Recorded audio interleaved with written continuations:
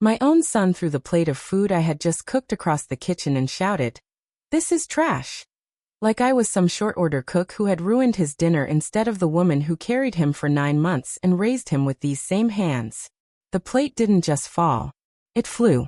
It hit the cabinet, shattered, and the pot roast I had been slow cooking since 7 that morning slid down the white paint like a sad little landslide. The gravy dripped onto the hardwood floors I used to polish on my knees. My daughter-in-law, Brittany, stood behind him with her arms crossed and that tight little smile she wears when she thinks she's winning something. "Mom, come on," my son Jason snapped, running his hand through his hair like I was the problem. "We can't eat this. It's dry. It's old school. Nobody cooks like this anymore. Nobody cooks like this anymore." I stood there at 72 years old, apron still tied around my waist, wooden spoon in my hand, and I felt something inside my chest crack. But it wasn't my heart. It was something stronger. It was patience finally breaking. For years, I cooked every meal in that house. I moved in after my husband passed, God rest his soul, because Jason said, "Mom, we want you close. The kids need their grandma." The kids needed me. The house needed me. The kitchen needed me. And apparently their grocery bill needed me too. Brittany would nibble at the food and whisper loud enough for me to hear, "It's heavy," or "It's not organic," or "We should just DoorDash." But she never stopped eating it. Oh no. She just made sure I felt small while doing it. But that night? That was different. That wasn't a comment. That wasn't a sigh. That was humiliation served hot. Jason looked me dead in the eye and said, "Stop cooking if you can't keep up. We're not in the 1950s. The 1950s. Baby, I survived the 70s. The 80s, raising you with one paycheck when your father got laid off. Don't talk to me about keeping up." The kids were upstairs. Thank God they didn't see it. But they heard it. The shouting. The crash. The silence after. I bent down slowly, knees aching, and started picking up the broken pieces of that plate. My hands didn't shake. My voice didn't tremble. I didn't cry. I just said very calm, very clear, "You will never eat my food again." Brittany rolled her eyes. "Promise?" Jason scoffed. "Mom, don't be dramatic." Dramatic? See, that's what they call a woman when she stops accepting disrespect. That night, I cleaned the kitchen spotless. I wrapped up what was left of the roast, not for them. For me. I carried it downstairs to the small in-law suite I had paid to renovate with my own retirement savings. My name is on that deed too, by the way. They forget that. And while I sat at my little table with my plate, yes, a different plate, I made a decision. If my cooking was trash, then they would never taste it again. But somebody would. The next morning, I woke up before sunrise like I always do. I made coffee. I tied my apron. And I cooked. Not for them. For myself. And as I stood there flipping buttermilk pancakes that were fluffy enough to make angels jealous, I realized something. It wasn't my cooking they disrespected. It was me. For 10 years, I fed that family 3 meals a day. Holidays? All me. Thanksgiving? My turkey. Christmas? My pies. Birthdays? My cakes from scratch. Brittany posted pictures on Instagram like she made it herself. #blessed. #family dinner. #homemade. Homemade by who, sweetheart? I used my social security check to buy better ingredients, because Brittany said my spices were too basic. I upgraded pans. I watched YouTube cooking channels to modernize. I bent over backward to stay relevant in my own kitchen. And still, my son threw a plate at the wall. So I made a phone call. See, 3 blocks from our house is a little family-owned diner called Maple Street Grill. The owner, Mr. Thompson, has been coming to our church for years. Last month at potluck, he tasted my peach cobbler and said, "Ma'am, if you ever get tired of feeding ungrateful people, bring that recipe to me." At the time I laughed. That morning I didn't. "Mr. Thompson," I said sweetly into the phone. "How serious were you about that cobbler?" There was a pause. Then he chuckled. "Dead serious." I looked at the stairs leading up to the main house. I could hear Brittany's blender roaring, some green smoothie nonsense. I could hear Jason's loud voice on a work call, acting important in a home I helped build. I smiled. "Well," I said, How do you feel about adding a few more old-school dishes to your menu? He didn't hesitate. I feel like you just made my day. And that, honey, was the first domino. They thought I was dramatic when I said they would never eat my food again. They had no idea that was the last free meal they would ever get from me. And they definitely didn't know what was about to happen next. If you think I stayed quiet after that plate hit the wall, oh baby, you don't know Grandma yet. The next evening, right at 6 o'clock sharp, Jason came downstairs like he always did, loosening his tie, sniffing the air out of habit. Except this time, there was no smell. No garlic sizzling in butter. No onions caramelizing. No pot bubbling on the stove. Just silence. He stepped into the kitchen and frowned. Mom, he called out casually. What's for dinner? I was sitting at the small table by the window, sipping iced tea, calm as a Sunday morning. For me, I said lightly, grilled lemon herb chicken, roasted asparagus and wild rice. He blinked. Okay, where is it? In my kitchen, I answered. See, after that plate hit the wall, I didn't scream. I didn't argue. I reorganized. The downstairs in-law suite had always had a small kitchenette, microwave, mini fridge, basic cabinets. That morning, after my call with Mr. Thompson from Maple Street Grill, I drove straight to Home Depot and used my own savings to upgrade it. New stovetop, real oven, sharp knives, quality cookware. If my food was trash, then it didn't belong upstairs. Jason laughed like I had made a joke. Mom, come on. Seriously. I stood up slowly, walked to the staircase door that connects the main house to my suite, and gently closed it. Then I locked it. The click echoed. Brittany appeared behind him, arms folded. Are you being petty right now? Petty. Funny word. It always shows up when people lose access to something they didn't appreciate. No, I said calmly. I'm being consistent. You said my food was trash. I would hate to force you to eat it. Jason's jaw tightened. You can't just stop cooking. That's ridiculous. I absolutely can, I replied. This is not a restaurant. The irony almost made me smile. Brittany scoffed. So what, we just starve? I tilted my head. DoorDash, remember? That shut her up for a second. Now here's what they didn't know. Earlier that day, I had dropped off 4 trays of food at Maple Street Grill. Chicken potpia. Meatloaf. My peach cobbler. Mr. Thompson had insisted on paying me up front as a trial run. By the time Jason and Brittany were arguing upstairs about what to order for dinner, Maple Street had already sold out of my pot pie special. By 9 o'clock, Mr. Thompson had called me.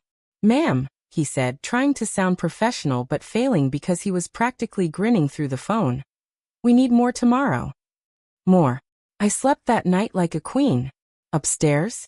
Not so peaceful. I heard the Uber Eats driver ring the bell twice. I heard Brittany complain about cold fries.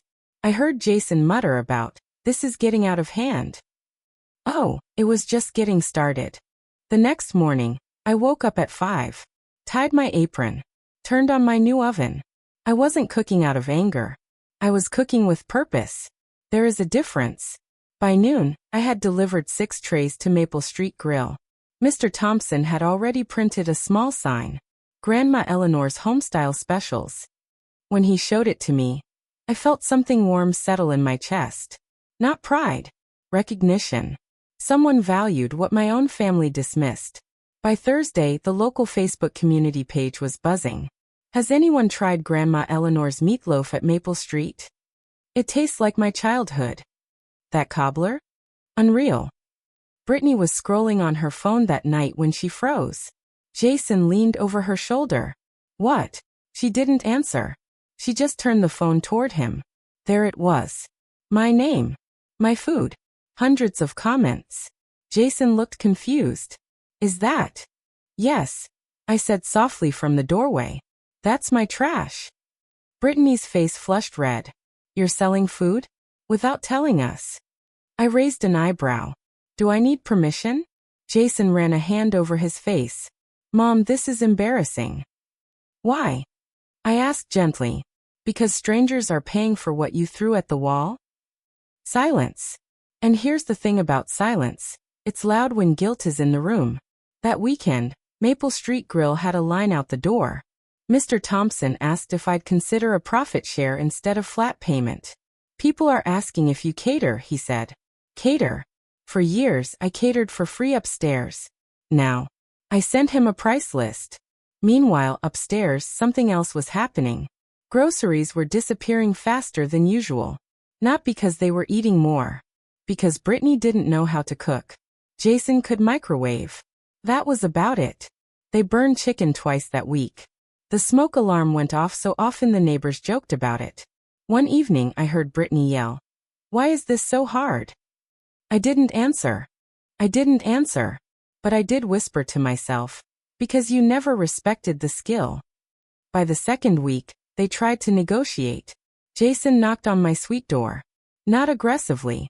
Hesitant. "Mom," he said when I opened it, "can we talk?" I stepped aside, but didn't invite him to sit. He glanced at the new cookware, the organized shelves, the labeled containers. "You really moved everything down here," he said. "Yes. This is extreme." "No." Irraplia calmly. "Extreme was throwing a plate at your mother." He flinched. "Good." He cleared his throat. We didn't think you'd take it this far." I met his eyes. "That's the problem," I said quietly. "You didn't think." Upstairs, Brittany ordered takeout again. Downstairs, I packed 12 containers of fresh food for paying customers. And that night, as I counted the cash Mr. Thompson had handed me, real cash, earned with my hands, I realized something powerful. They thought I needed their house. But this house? It was about to learn who really built its foundation. By the third week, the entire house smelled different. Upstairs, burnt oil, frozen pizza, desperation. Downstairs, garlic butter, fresh rosemary, slow-simmered sauces that clung to the air like they had something to prove. And they did. Every morning at 5 a.m., I tied my apron, turned on my stovetop, and got to work. Not rushed. Not stressed. Focused. My hands remembered every recipe like muscle memory from another lifetime. Chicken and dumplings. Smothered pork chops. Cornbread that cracked perfectly down the center. Peach cobbler with that golden crust that made people close their eyes after the first bite. Maple Street Grill had officially added a section to the menu. And baby, I wasn't done teaching yet. Maple Street Grill had officially added a section to the menu. Grandma Eleanor's Kitchen. Mr. Thompson even had a little chalkboard sign made with my name in curly white letters. He sent me pictures every day. Line out the door again. Sold out by 2 p.m. People asking if you do Sunday catering. Sunday catering. Funny how quickly trash turns into treasure when people have to pay for it. Upstairs, the tension was thick. I heard Brittany on the phone one afternoon whispering sharply, "No, she's doing it on purpose. Yes, she's cooking. Just not for us." Jason had stopped asking what was for dinner. Instead, he'd stand at the top of the basement stairs around 6 o'clock, quietly breathing in the smell like it might magically float up to his plate. But it didn't. One night, around 7:30, there was a knock on my suite door. Not a confident knock. A careful one. I opened it to find Brittany standing there, makeup slightly smudged, holding an empty casserole dish. "I was thinking," she started, forcing a small smile. "Maybe we got off on the wrong foot." I leaned against the doorframe. "Did we?" I asked gently. She cleared her throat. Jason stressed. "Work is crazy." He didn't mean what he said. I held her gaze. He threw food at the wall. She flinched at that. "I know. And he feels bad." As he said that, she hesitated. Silence. There it was again. "Well," she said quickly, "we thought maybe you could make dinner tonight. Just this once. For the kids. They miss your cooking." The kids. See, when adults want forgiveness, they use children like emotional coupons. I folded my hands in front of me. "My kitchen is closed to you," I said calmly. Her smile dropped. "So you're just punishing us?" "No. Irraplia. I'm protecting myself." She shifted her weight. "This is tearing the house apart." "No. Ikurakta shufli. Disrespect did that." Her jaw tightened. "You're being stubborn." "And you're being hungry," I answered evenly. She turned red. embarrassed and angry all at once. "You're making money off this?" she snapped. "Off humiliating us?" I almost laughed. "Sweetheart," I said quietly. "I'm making money off my talent. The humiliation was free. You provided that." She stood there stunned. Then she looked past me at the stainless steel pans, the organized spice racks, the stack of labeled meal prep containers ready for delivery. "You really think this is going to last?" she asked bitterly. I smiled slow, steady. "Oh honey, it already has." The next Saturday, something happened that shifted everything. Maple Street Grill was featured in a local lifestyle blog. A young food writer had posted a glowing article titled, "The Grandma Who Saved Maple Street." There was a picture of me, apron on, flour on my cheek, laughing at something Mr. Thompson had said. The article described my cooking as nostalgic but elevated, authentic American comfort food, and the kind of flavor you can't fake. By Sunday morning, the post had over 12,000 shares. 12,000. Jason saw it first. I know because he came downstairs holding his phone like it had betrayed him. "Mom, you're trending." I wiped my hands on my apron. "Am I?" "This article," he said, scrolling. "People are calling you a local legend."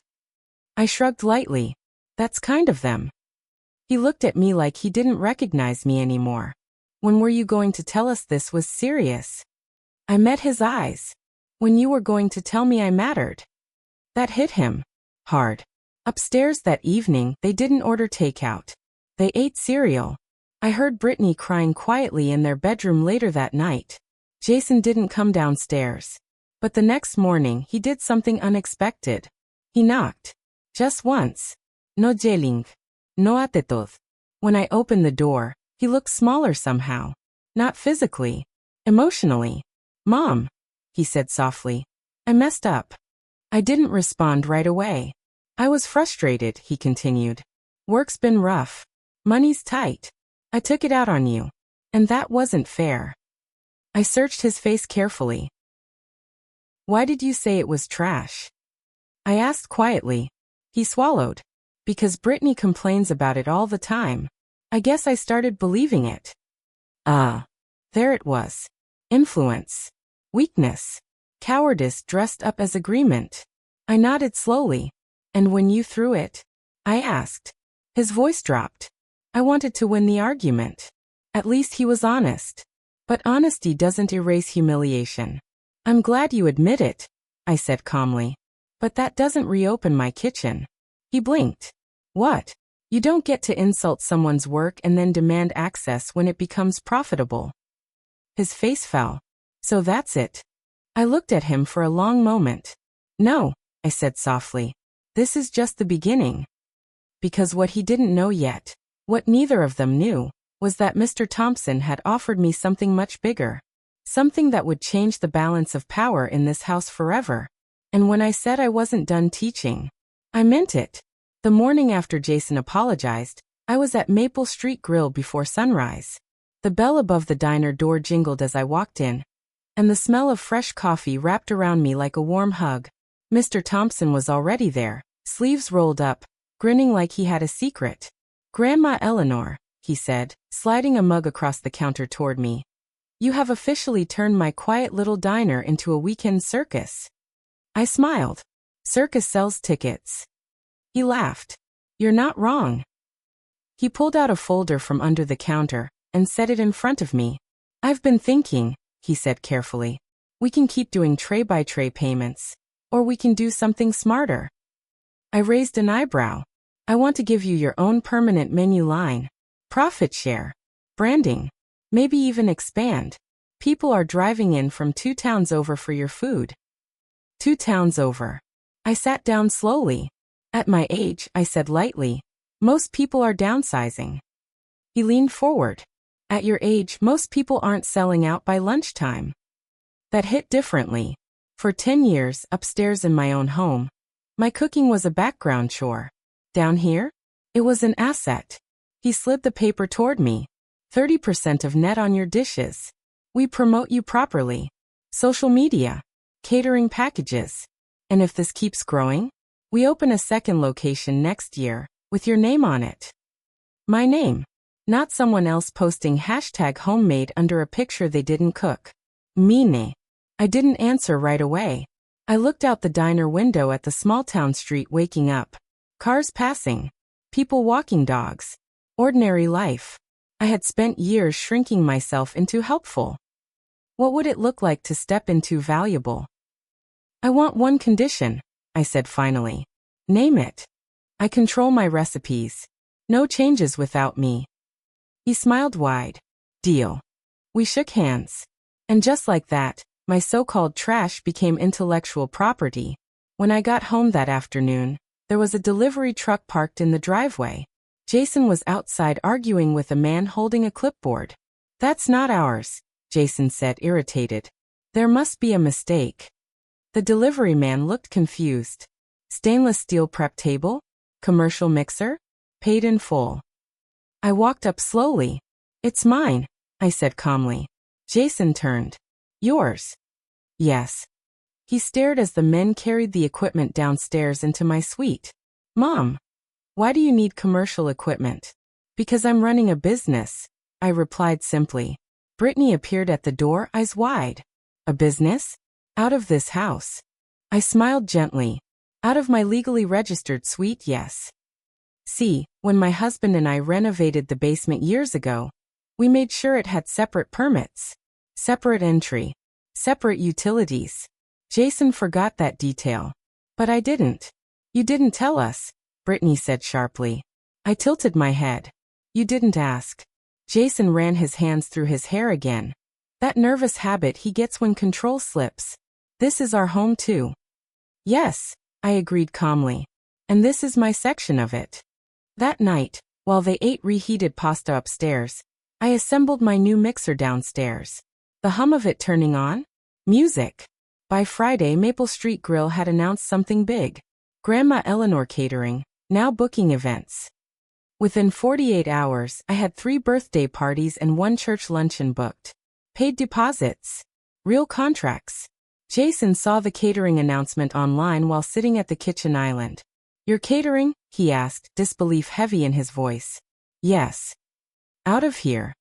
Yes. Mom, this is getting serious. I wiped my hands on a towel. It was serious the moment you threw that plate. He flinched again. Good.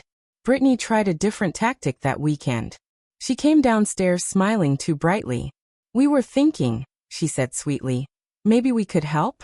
You know, since you're so busy now. Help. I almost admired the strategy. You mean like taste testing? I asked gently. She hesitated. Or maybe promoting it. I'm good with social media.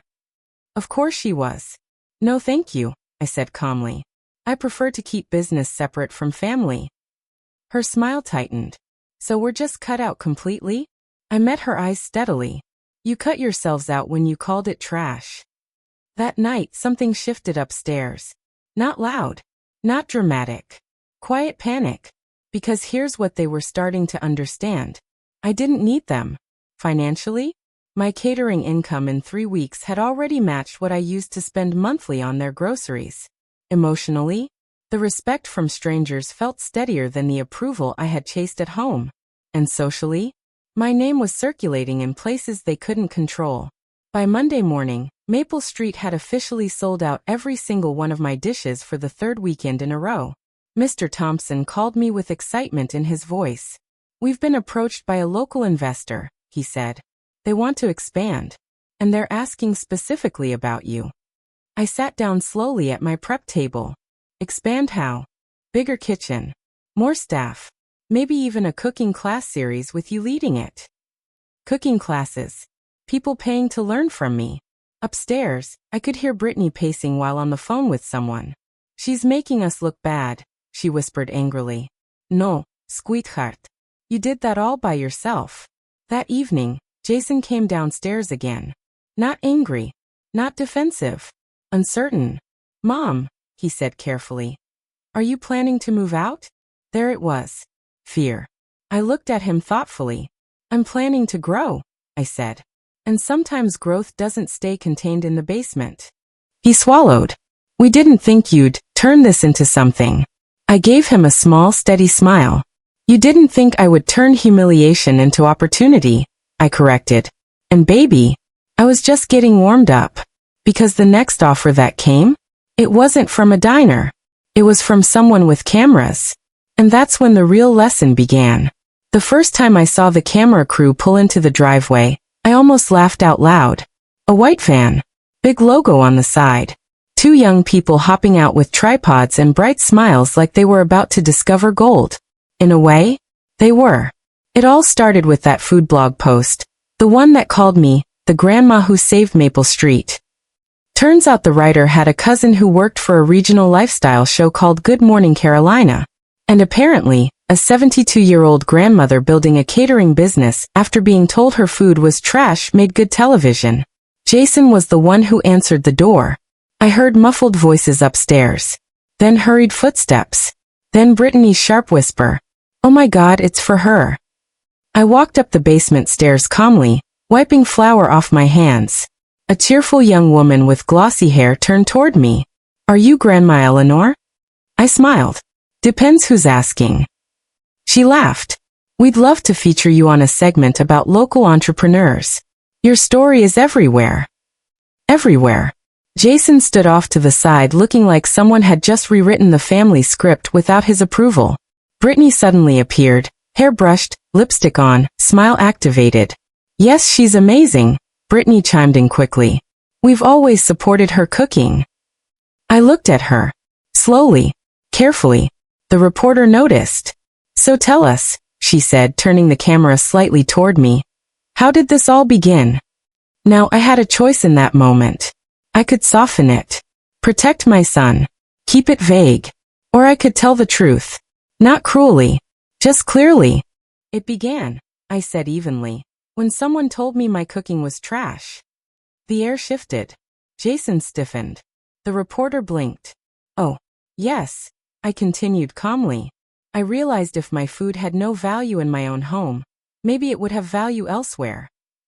The cameraman raised his eyebrows slightly. He smelled the story. Brittany forced a laugh. Oh, that was just a silly misunderstanding. I didn't look at her. It wasn't silly, I said gently. It was necessary. The reporter leaned in. Necessary? Yes, I replied. Sometimes disrespect is a door. You just have to decide whether to walk through it. Silence. Powerful silence. The crew asked if they could film in my kitchen. My kitchen is downstairs, I said sweetly. Jason's jaw tightened again. We walked down to my suite. The prep tables gleamed. The mixer hummed. Fresh pies cooled on the rack. The reporter's eyes widened. This is incredible. Yes, I said. It is. They filmed me rolling dough, stirring sauce, packaging containers for delivery.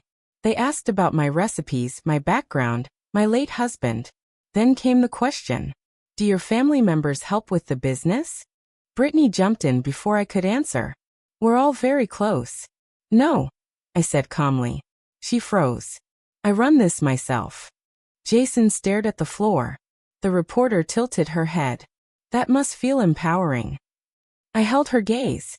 It feels accurate. They filmed for 2 hours.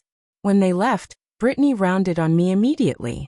Why would you say it like that? She snapped. You made it sound like we don't support you. I looked at her steadily. You didn't. Jason stepped in. Mom, you didn't have to bring up the trash comment on TV. I folded my hands calmly. You didn't have to say it in my kitchen. That shut him up. The segment aired the following Thursday morning. I didn't watch it live. I was too busy delivering a catering order for a retirement party. But my phone? It exploded. Neighbors. Church members. Old co-workers. Even distant relatives I hadn't spoken to in years. You were amazing. You handled that with so much grace. Your son looked uncomfortable. Yes, he did. By noon, Maple Street Grill had doubled its lunch crowd.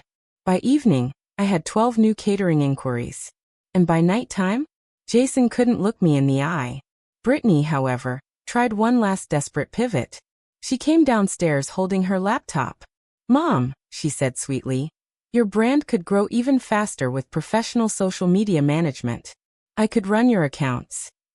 I almost admired her resilience. No, irreplaceably. Her smile faltered. Why not?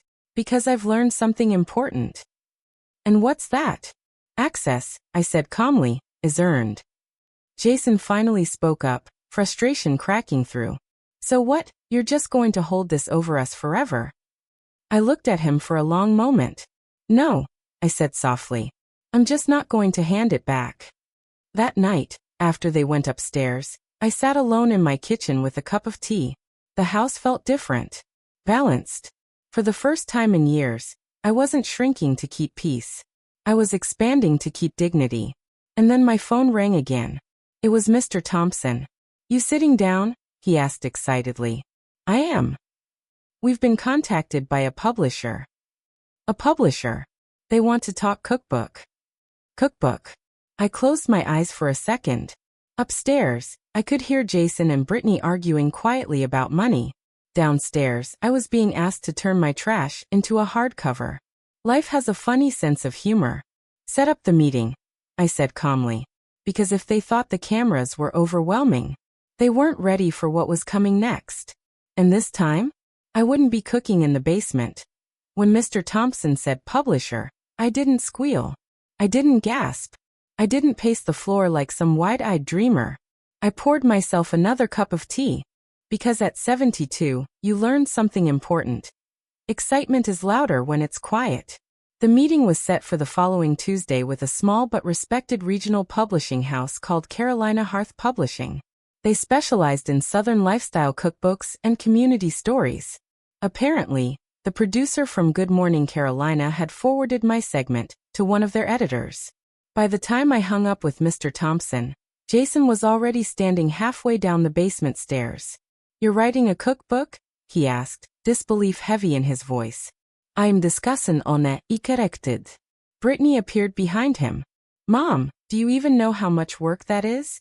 I looked at her stainless steel reflection in my prep table. Yes, I said calmly. I've been doing the work for 40 years. I just wasn't being paid for it. Jason exhaled sharply. This is moving fast. No.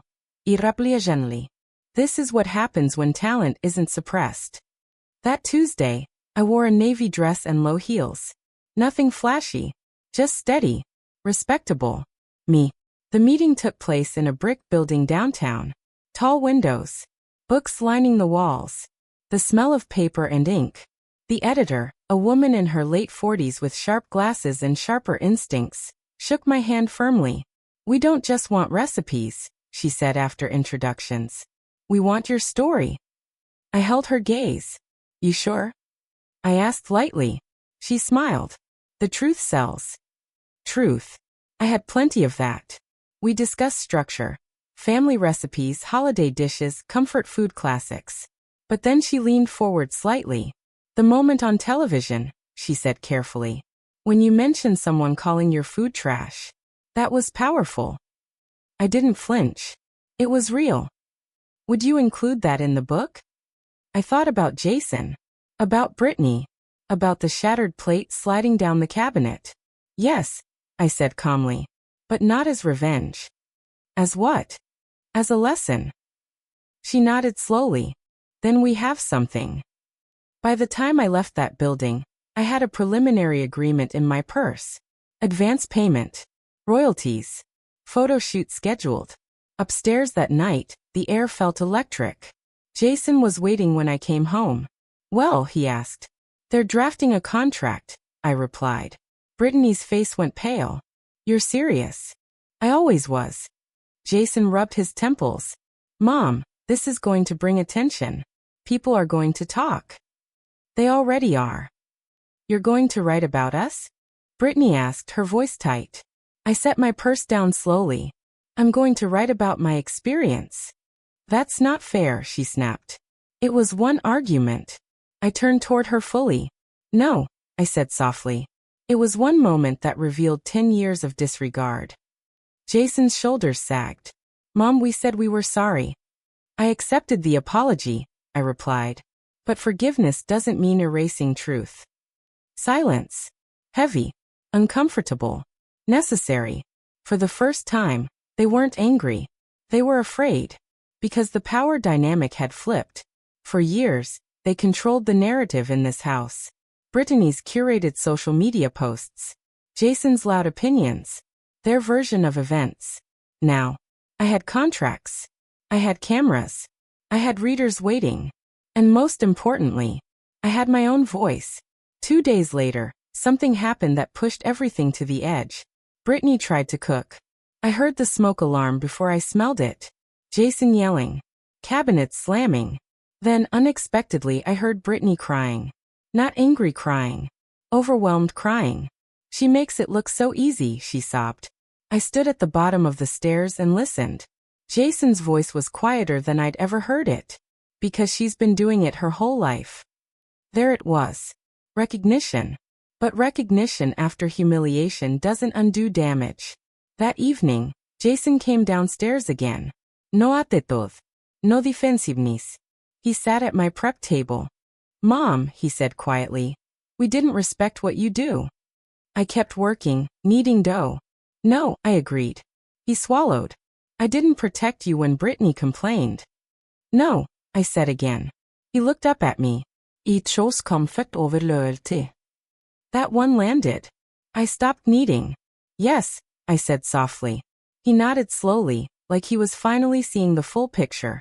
We got used to you always being there, he admitted. Cooking. Fixing. Absorbing. I met his eyes. And when I stopped, he let out a long breath. The house fell apart. I didn't smile. I didn't gloat. I just said something he wasn't expecting. Good. He blinked. Good. Yes, I said calmly. Because now you understand value. Upstairs that night was quiet. Not tense. Just thoughtful. But here's the thing about growth. It doesn't reverse overnight. The next week, my publisher sent the official contract. Advance check enclosed. The number? Higher than Jason's quarterly bonus. When the envelope arrived in the mail, Brittany saw it first. Her eyes widened when she saw the amount. Jason went silent.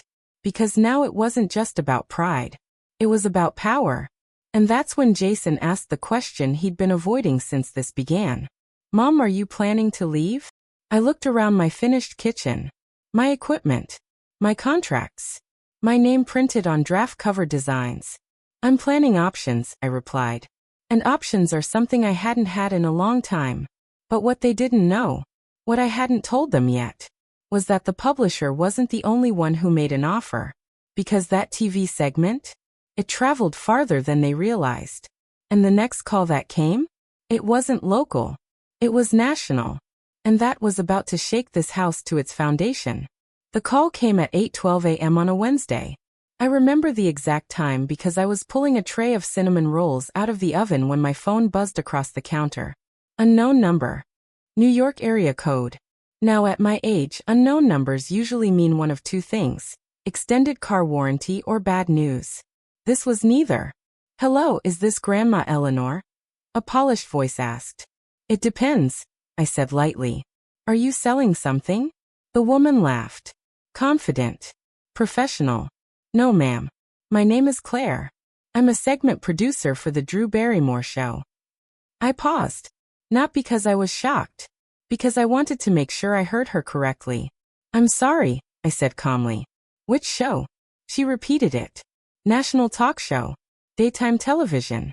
Millions of viewers. We saw your local feature, she continued. We love your story. Reinvention. Strength. Standing up for yourself. We'd love to fly you to New York for a cooking segment. New York. For a moment, the kitchen felt very quiet. Upstairs, I could hear Brittany's treadmill running. Jason on a conference call. They had no idea the world was knocking downstairs. I don't chase attention, I said carefully. We're not offering attention, Claire replied smoothly. We're offering a platform. Platform. There's a difference. When would this happen? I asked. 2 weeks. 2 weeks. After 10 years of being told to stay in my lane. 2 weeks to step onto a national stage. I'll need details, I said evenly. Of course. We'll cover flights, hotel, stylist, everything. And we'd love to highlight your cookbook deal as well. She already knew about the book. Information travels fast when it's interesting. After I hung up, I didn't scream. I didn't cry. I iced the cinnamon rolls. Then I walked upstairs. Jason was still on his call, pacing. Brittany was toweling off after her workout.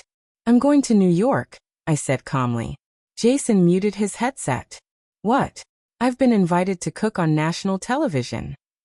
Brittany laughed. Actually laughed. Oh my God, Mom, be serious. I am, I replied. Jason stared at me. What show? I told them. The silence that followed? Heavy. Brittany's smile slowly disappeared. You're kidding. No. Jason stood up straight. They're flying you out? Yes. Why? That question. Why? As if success required their approval. Because my story resonates, I answered simply. Brittany crossed her arms. You're going to talk about us. There it was. Fear again. I'm going to talk about my experience, I said calmly. What you hear in that is up to you. Jason's jaw tightened. This is too much, Mom. Too much. Interesting how it's never too much when you're being disrespected quietly. But it becomes too much when you stand up loudly. I spent 10 years cooking in this house without recognition, I said gently. Now people want to hear from me. I won't shrink to make that comfortable. Brittany shook her head. This is humiliating. No. Ikurakta sufli. Humiliation was a plate hitting a wall. Jason looked away. That memory still burned. The next few days felt strange in the house. Upstairs, they moved around carefully, like they were walking on eggshells. Downstairs, I tested recipes for television. Something elegant but comforting. Something that represented me. Chicken potpia. Too expected. Peach cobbler?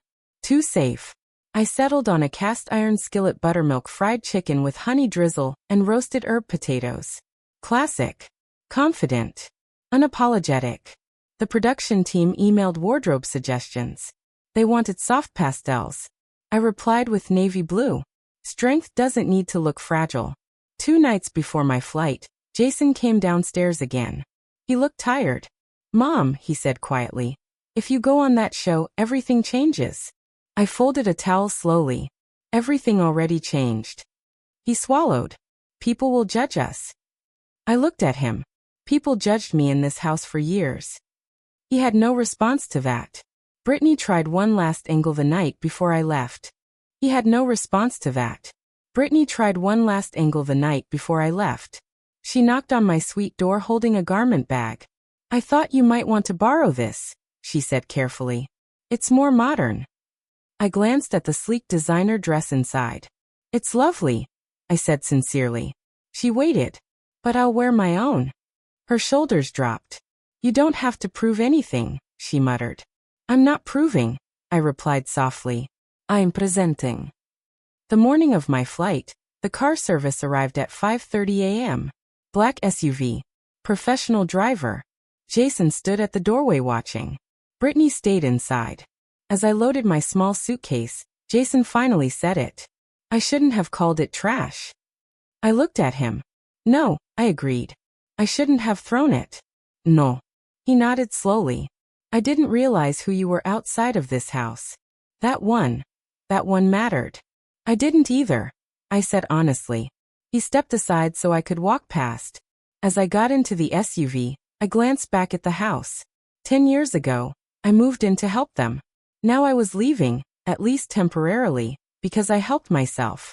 New York was waiting. National television was waiting. And if they thought this was just about food, they were about to understand something much bigger. Because when I sit on that stage and tell my story, I won't be angry. I won't be bitter. I'll be clear. And clarity, sweetheart? Clarity is louder than any plate hitting a wall. New York doesn't whisper. It roars. From the moment the car pulled up outside the studio, I could feel the energy humming through the pavement. Tall buildings. Bright lights. People moving like they had somewhere important to be.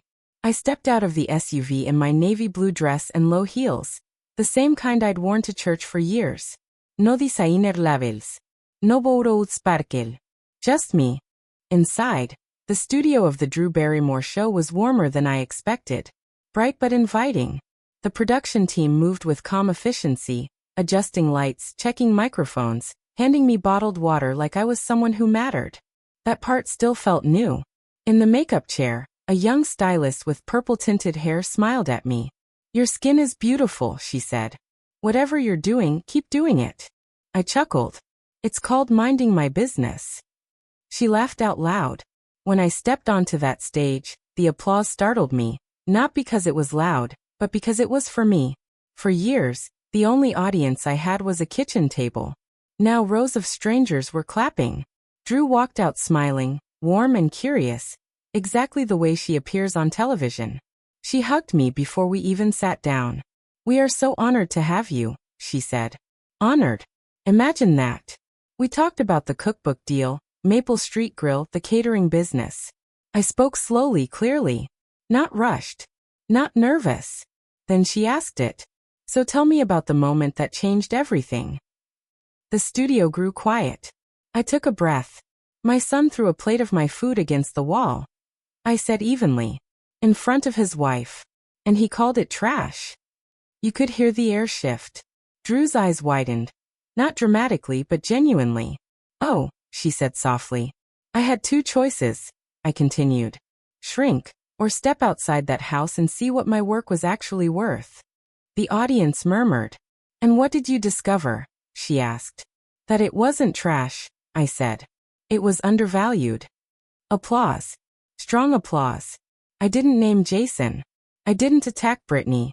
I told the truth without venom. Then we moved to the cooking segment. I showed Drew how to season the chicken properly. "Don't be shy with flavor," I told her.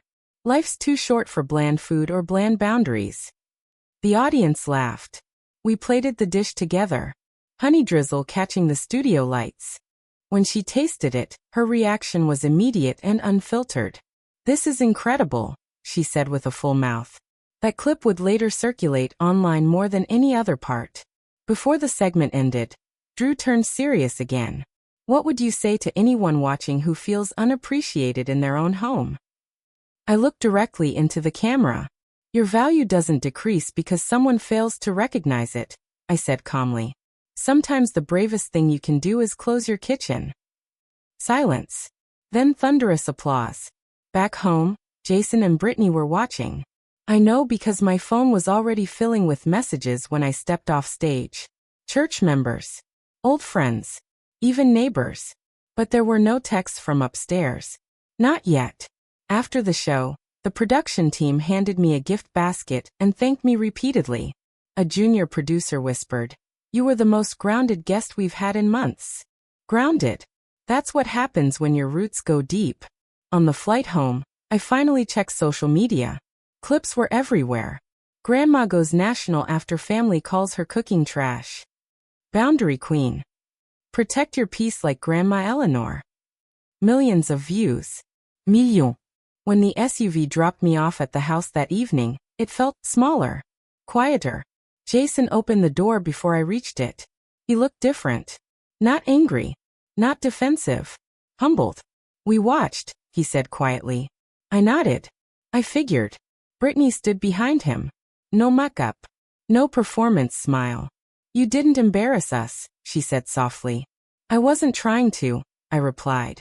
Jason ran a hand over his face. "People from work texted me," he admitted. "They said you were incredible." And I asked. And I agreed. That mattered. But here's what mattered more. He didn't ask me to tone it down. He didn't ask me to stop. He just stepped aside and let me walk into my own home. Upstairs that night, there was no arguing. No tensión. Just silence. Processing silence. The next morning, something unexpected happened. Brittany came downstairs without knocking. She looked around my kitchen. Really looked at it this time. "I didn't realize how much skill this takes," she said quietly. "I kept chopping vegetables." "Most people don't," I replied. She hesitated. I was jealous. There it was. Honesty. "You made everything look effortless," she continued. And I felt inadequate. I stopped chopping. Instead of asking to learn, I said gently, "You criticized." She nodded, tears forming. "Yes. Growth is uncomfortable. but necessary. Jason joined us minutes later. Mom, he said, voice steady. We don't want you to leave. Ah, there it was. Not control. Fear of loss. I looked at both of them. For years, I stayed because you needed me, I said softly. Now I stay because I choose to. They both exhaled like they'd been holding their breath for months. But here's the thing. Choice changes dynamics. I wasn't trapped anymore. And they knew it. Later that afternoon, my publisher called. Pre-orders had tripled overnight. Tripled. National exposure does that. But they had another update.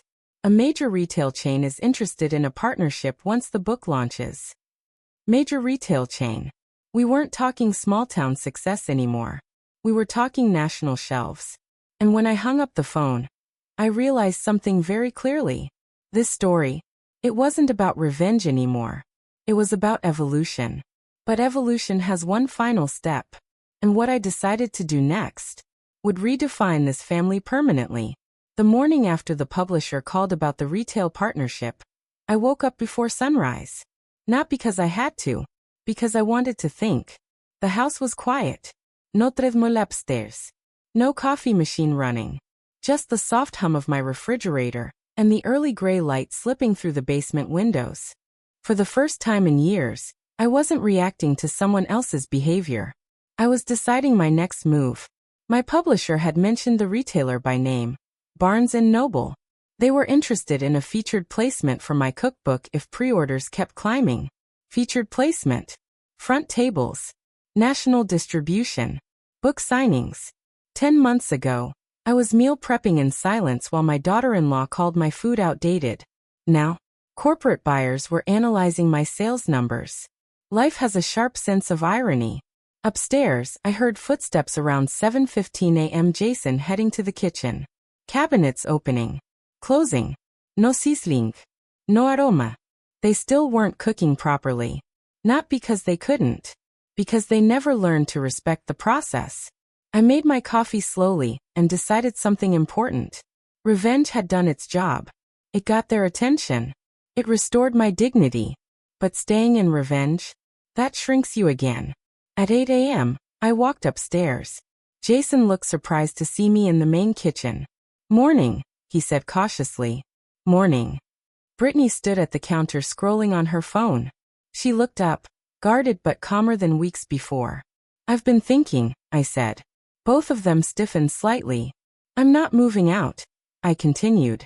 They both exhaled at the same time. But, I added, this house is changing. Jason nodded slowly. Okay. My kitchen downstairs remains mine. My business remains separate. My income remains independent. Brittany opened her mouth like she wanted to argue, then closed it. And upstairs? Jason asked carefully. Upstairs, I said evenly. We start fresh. They exchanged a look. What does that mean? Brittany asked. It means, I replied. If you want my food at your table, you come downstairs and cook it with me. Silence. Jason blinked. Cook with you? Yes. No free access, I continued calmly. No casual criticism. If you eat what I make, you participate. Brittany crossed her arms. You're making it a condition. Yes, I said gently. Respect is a condition. Jason leaned back in his chair, processing. And if we don't, he asked. Then you continue eating cereal, I replied. That almost made him smile. Almost.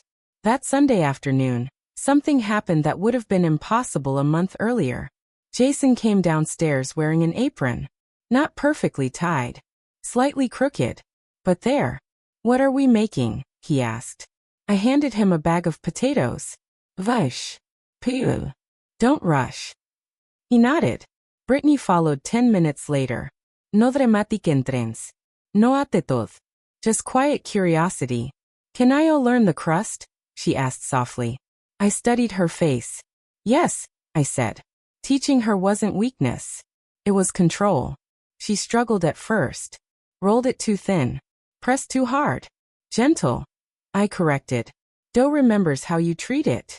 She swallowed. I guess people do too. Growth. Real growth. We cooked together for 3 hours that day. No shouting. No sarcasm. No tension thick enough to slice. When we finally sat upstairs at the dining table, Jason looked at his plate differently. Not entitled. Earned. This tastes better, he admitted. I sipped my water. It always did. A week later, I received confirmation. Barnes & Noble officially committed to stocking my cookbook nationwide. Book tour discussions began. And here's the part that truly shifted the family dynamic.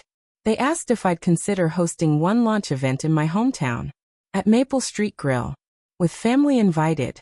Jason read the email over my shoulder. They want us there? He asked quietly. They want authenticity, I said. Brittany looked nervous. What would we even say? I met her eyes steadily. The truth.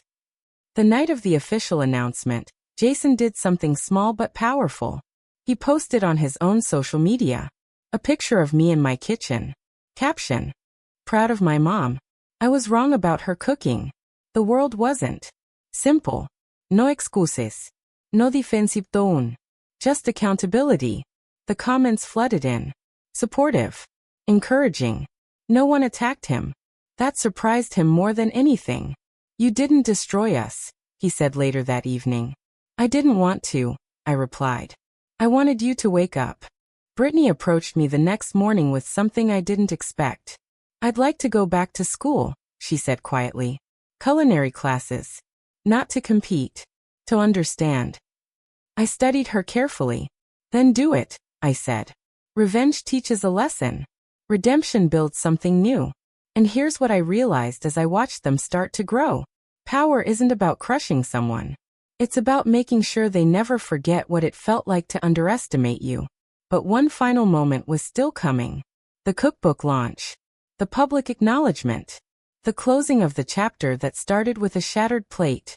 And when I step up to that microphone at Maple Street Grill, I won't just be telling my story. I'll be deciding what kind of family we become next. The night of my cookbook launch, Maple Street Grill didn't look like the same little diner where the second chapter of my life began. It was glowing. String lights wrapped around the windows. A banner stretched across the entrance. Grandma Eleanor, book launch celebration. Inside, every table was full. Cameras from local news stations lined one wall. Stacks of my cookbook, my name printed boldly across the cover, sat near the register. And yes, for the record, Barnes & Noble had already reported pre-sale numbers that exceeded projections. The girl whose food was called trash now had national shelf space. I stood in the kitchen for a quiet moment before walking out. 10 months ago, I stood in another kitchen staring at a plate sliding down a wall. Tonight, I was stepping into applause. Jason and Brittany were already there, seated near the front. Not hiding. Not defensive. Present. That mattered. Mr. Thompson tapped the microphone. All right, folks, he said, grinning. Let's welcome the woman who saved my business, and maybe taught this town a thing or two about self-worth. Applause filled the room. I walked up slowly, steady in my navy dress. Same posture. Same woman. Just fully seen now. I looked out at the crowd, neighbors, church members, strangers, reporters. And then I looked at my son. He didn't look away this time. I want to tell you how this started. I began calmly. The room quieted. It started with a plate of food being thrown across a kitchen. A few murmurs. My son called it trash. Jason swallowed but stayed upright. I could have cried. I could have yelled. I could have packed my bags. Pause. Instead, I closed my kitchen. Soft laughter from the crowd. I took the one thing that was disrespected, and I offered it to people who valued it. Applause. But here's the part people don't always understand. I continued. This story isn't about revenge. I let that settle. It's about boundaries. Silence. Listening silence. When someone shows you they don't value your work, your heart, your effort, you don't argue your worth. You relocate it. The room erupted in claps. I turned slightly toward Jason and Brittany.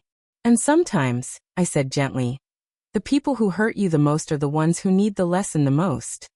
Jason stood up. Right there. In front of everyone. He didn't wait to be invited. He walked up beside me and took the second microphone. "I owe my mother an apology," he said, voice steady but emotional. "Not just for one night, but for years of taking her for granted." You could hear people inhale. "I called her cooking trash," he continued. "But the truth is, I was careless. I let frustration turn into disrespect. And I'm proud of her, not just for her success, but for not letting my mistake define her." The room clapped again, but this time it felt different. He wasn't being forced. He was choosing accountability. Brittany stood too. "I was insecure," she admitted. "Instead of asking to learn, I criticized. And that's on me. Now I didn't expect that. Growth rarely announces itself politely.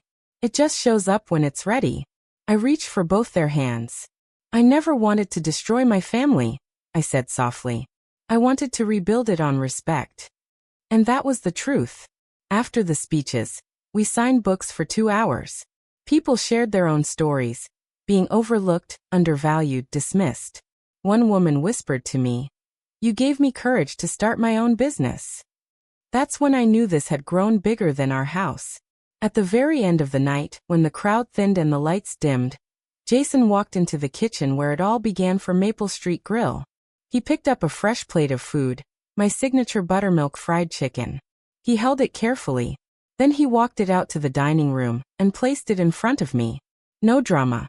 No speeches. Just a simple act. "I made this," he said quietly. "With you." I looked at the chicken. Golden. Crisp. Properly seasoned. Not perfect. But earned. I took a bite. It wasn't trash. And neither was I. Later that night, back home, the house felt lighter.